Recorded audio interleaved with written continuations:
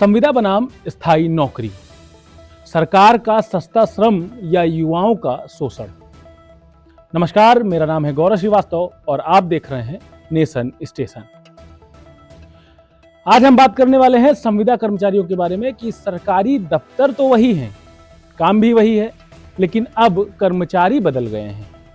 पहले जहां पक्की नौकरियां होती थी, अब वहां पर संविदा और आउटसोर्स कर्मचारी काम कर रहे हैं। कम वेतन, कोई भी सुरक्षा नहीं है और हर पल नौकरी जाने का डर। यही है इसकी असलियत। क्या यही है नई नौकरी नीति की हकीकत?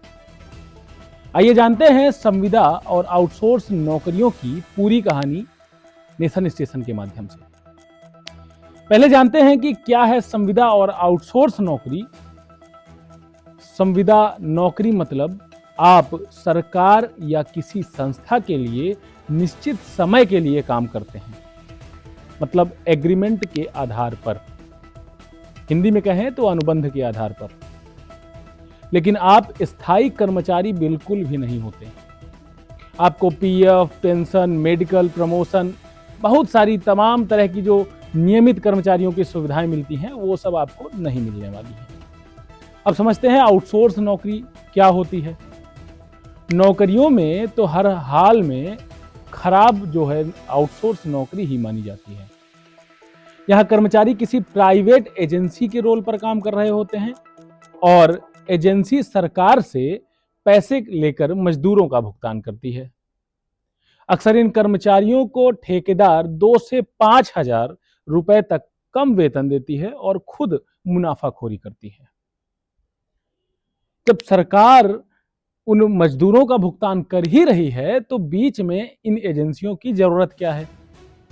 आइए इसको समझते हैं कि सरकार संविदा भर्ती या आउटसोर्स भर्ती क्यों बढ़ाना चाहती है। सरकार का तर्क साफ है, स्थायी कर्मचारियों पर खर्च बहुत ज्यादा होता है।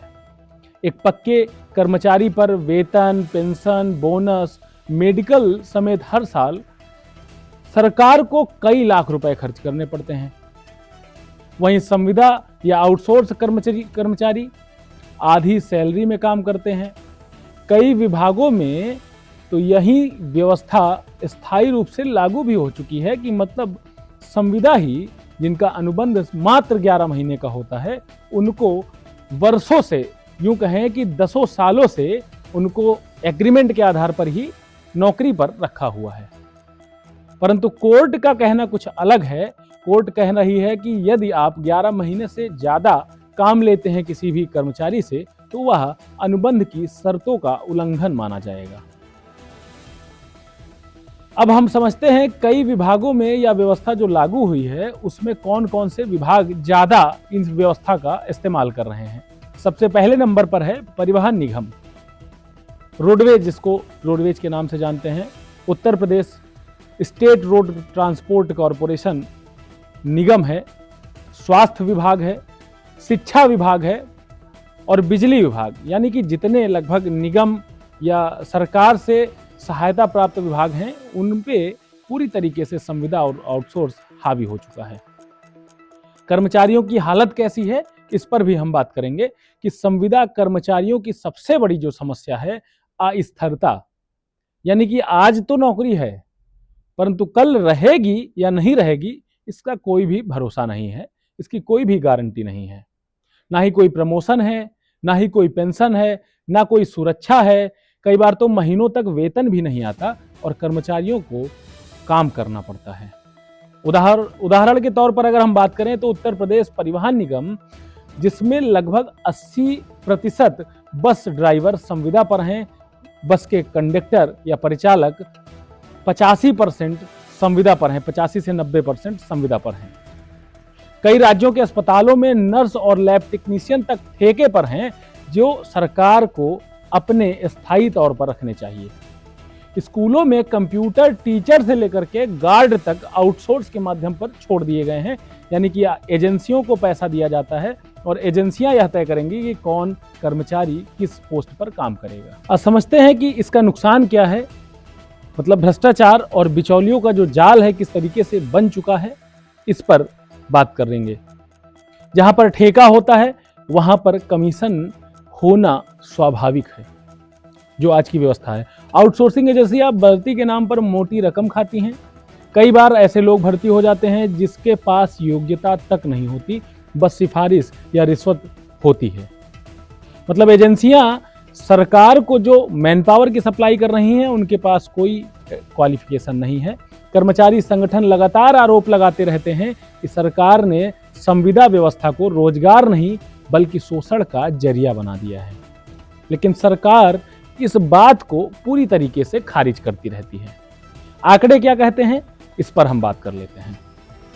देश में करीब 1.5 करोड़ संविदा कर्मचारी अलग अलग विभागों में काम कर रहे हैं। केंद्र सरकार के मंत्रालयों में लगभग 30% संविदा कर्मचारी काम करते हैं। मतलब यह आंकड़ा जो है, अगर स्टेट गवर्नमेंट की तुलना की जाए तो यह काफी हद तक कम है, लेकिन स्टेट गवर्नमेंट के हाल बद से बदतर हो गए हैं।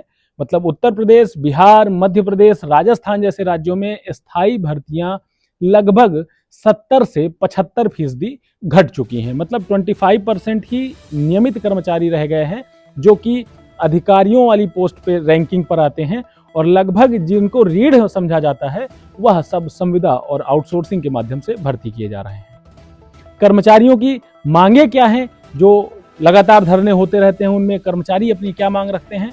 संविदा कर्मचारियों की मांगे बहुत ही साधारण हैं। उनका कहना है कि समान कार्य का समान वेतन दिया जाए, बिल्कुल देना भी चाहिए। स्थायी कर्मचारियों जैसी सुविधाएं देनी चाहिए। यदि काम समान है तो स्थायी कर्मचारियों जैसी सुविधाएं देने में मुझे नहीं लगता कोई गुरेज होनी चाहिए। नियमितीकरण की स्पष्ट नीति बनाई जाए कि कब तक आप नियमित करेंगे उस संविदा कर्मचारी को या आउटसोर्स कर्मचारी को। ठेकेदारी व्यवस्था खत्म होनी चाहिए, क्योंकि जो व्यक्ति काम कर रहा है अपना काम का पूरा पारिश्रमिक पाने का अधिकार है, यह संवैधानिक उसका अधिकार है। सरकार का क्या पक्ष है यह भी जान लेते हैं। सरकार का कहना है कि संविदा नीति से युवा वर्ग को अस्थायी तौर पर रोजगार मिला है और विभागों में कार्यकुशलता बढ़ी है। मतलब सरकार को अपने नियमित कर्मचारियों पर बिल्कुल भी भरोसा नहीं। लेकिन विरोधी दलों का जो आरोप है, भारत में जो विपक्ष में बैठे दल हैं, उनका क्या कहना है, यह नीति सस्ते मजदूरों से काम लेने की साजिश है। मतलब कम पैसे देकर के ज्यादा काम लेने की। जनता की जो राय है, जनता की राय जब हम लोगों ने जाना ग्राउंड जीरो पर जाकर के, तो उनका कहना था कि हम 10 साल से काम कर रहे हैं, परंतु आज तक कोई नियमित व्यवस्था उनको नहीं मिली। हर महीने ठेकेदार 2000, 5000, 6000 काट लेता है, उसके बाद भुगतान करता है, या फिर 2-3 महीने तक वेतन भुगतान ही नहीं करता। सरकार कहती है रोजगार दे दिया, परंतु यह रोजगार नहीं, यह पूंजीवादी गुलामी कही जा सकती है। संविदा व्यवस्था आज भारत में सस्ता श्रम का माध्यम बन चुकी है, जहां नौजवानों के सपने सरकारी नौकरी की पाने के साथ शुरू होते हैं, वह आज ठेका व्यवस्था और अस्थिरता के चलते शोषण की जद में धकेल दिए जाते हैं। मतलब लोगों का सपना जिस तरीके से गर्त में जा रहा है उसके बारे में कहा ही नहीं जा सकता। अब सवाल सिर्फ इतना नहीं है, क्या सरकार में बैठे हुए सांसद, विधायक या अन्य माध्यमों से चुनकर संसद भवन, विधानसभा में पहुंचने वाले जनसेवक क्या आजीवन स्वास्थ्य, टोल, मेडिकल, यात्रा व पेंशन जैसी सुविधाएं मात्र 5 वर्ष में ही काम करने के बाद ले लेते हैं? या फिर 5 वर्ष क्या, यदि एक दिन भी अगर उनकी सेवा नियमावली में नाम जुड़ता है, जन सेवा के माध्यम से पहुंचते हैं, तो उनको आजीवन उनको सारी सुविधाएं मिलती हैं, उनको पेंशन मिलता है, परंतु अपनी जीवन के 60 वर्ष किसी भी एक विभाग में देने के बाद भी आम आदमी के लिए ऐसी कोई व्यवस्था नहीं है जो वृद्धावस्था के जीवन यापन के लिए कोई ठोस उपाय पूरी करती हो। यानी कि आदमी वृद्ध हो तो उसके बाद भी उसको मरते दम तक अपने रोटी के लिए संघर्ष करना पड़ेगा। यदि सरकार आम जनता से टैक्स वसूलती है बराबरी का, तो इसी संवैधानिक समाज में समान कार्य का समान वेतन या फिर नियमित रोजगार क्यों नहीं दिया जा सकता? जहां एक तरफ दिन ब दिन महंगाई चरम सीमा को छू रही है, वहीं सरकारी कार्यों को पूरा करने के लिए भारत के युवाओं का आर्थिक शोषण कर उनकी मजबूरी का फायदा क्यों उठाया जा रहा है? इस व्यवस्था के साथ यह कैसे समझा जाए कि भारत में कानून सबके लिए समान है?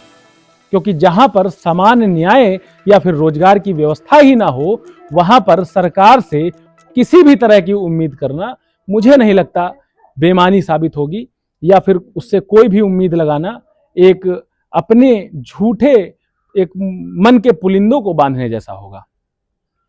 मुझे लगता है आपको चैनल के माध्यम से इस बात को हर नागरिक तक पहुंचानी चाहिए कि आखिर व्यवस्था, जो संवैधानिक व्यवस्था दी गई है, उसके अनुसार रोटी रोजगार का अधिकार क्या आम आदमी को भी नहीं है। नेशन स्टेशन अपने वीडियो के माध्यम से कुछ सवाल कहना चाह रहा है और लोगों से अपील करना चाह रहा है कि आप हमें सब्सक्राइब करें या ना करें, लेकिन इस न्यूज को इतना शेयर करें कि हर आदमी जागरूक हो सके और अपने भविष्य के लिए, हो सकता है कि आपके घर परिवार का कोई सदस्य संविदा या आउटसोर्स के जद में फंस जाए, हो सकता है आपके कोई आने वाले बच्चे या पीढ़ियां इस आउटसोर्स के दलदल में फंस जाएं। तो कहने का हमारा मतलब सीधा सा है कि आप इस चैनल के माध्यम से लोगों को जागरूक करिए कि सीधे तौर पर सरकार से सवाल पूछा जाए कि क्यों हमें संविदा और आउटसोर्स पर रखा जा रहा है। एक नियमित और एक संविदा कर्मचारी जो बराबर टैक्स पेयर हैं, जो सरकार को बराबर समान अनुपात में टैक्स पे कर रहे हैं, अलग अलग दरों में पारिश्रमिक क्यों दिया जा रहा है। नेशन स्टेशन कहना चाहता है कि अगर सरकार के लिए संविधान एक है, विधान एक है, व्यवस्थाएं एक है, कार्य एक है, विभाग एक है, तो वेतन अलग अलग क्यों है, सुविधाएं अलग अलग क्यों हैं, कर्मचारी अलग अलग व्यवस्थाओं पर क्यों आधारित हैं, कर्मचारी ठेका प्रथा पर क्यों आधारित हैं, क्या विभाग सीधे आउटसोर्सिंग कर्मचारियों को वेतन भुगतान नहीं कर सकता है, इन एजेंसियों की क्या जरूरत है, या एजेंसियों से यदि पैसा खाया जा रहा है तो उस पर जांच पड़ताल क्यों नहीं होनी चाहिए। बने रहिए नेशन स्टेशन के साथ। लगातार सामाजिक मुद्दों के लिए नेशन स्टेशन अपनी आवाज को उठाता रहेगा। तब तक बने रहिए हमारे साथ और ज़्यादा से ज़्यादा लोगों को शेयर करें, जिससे इस बात का व्यापक प्रचार प्रसार किया जा सके। नमस्कार।